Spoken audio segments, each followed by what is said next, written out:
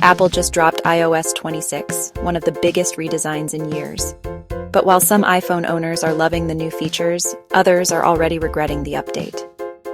Today, we're breaking down the good, the bad, and whether you should hit that upgrade button. iOS 26 comes with Apple's flashy liquid glass design, brand new features like call screening to block spam calls, live translation for real-time communication, and updates to Maps, Wallet, and Music.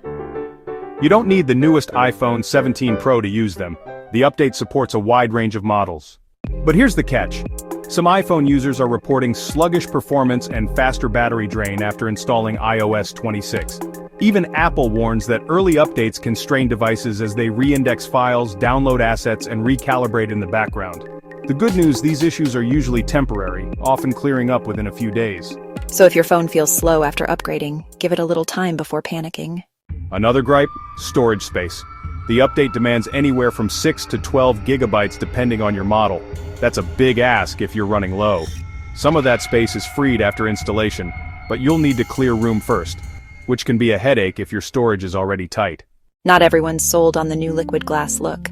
Some love the modern, translucent layers. Others say it makes text harder to read.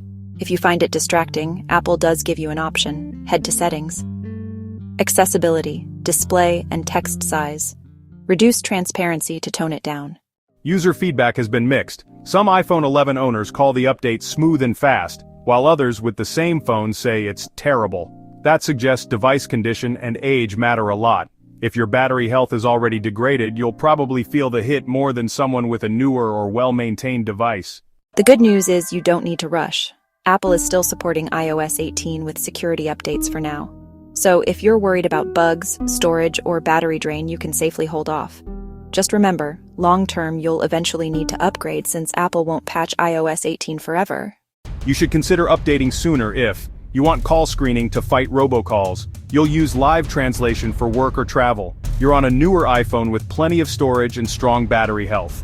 For these users, the new features likely outweigh the temporary headaches. You may want to wait if you're on an older iPhone with limited storage, you rely on maximum battery life daily, you dislike Apple's bold design changes. Bottom line, iOS 26 is one of Apple's biggest updates in years, but it won't be for everyone, at least not right away. If you're on the fence, it's totally fine to wait. What do you think? Upgrade now or sit tight? Let me know in the comments. Don't forget to like, share, and subscribe for more tech breakdowns.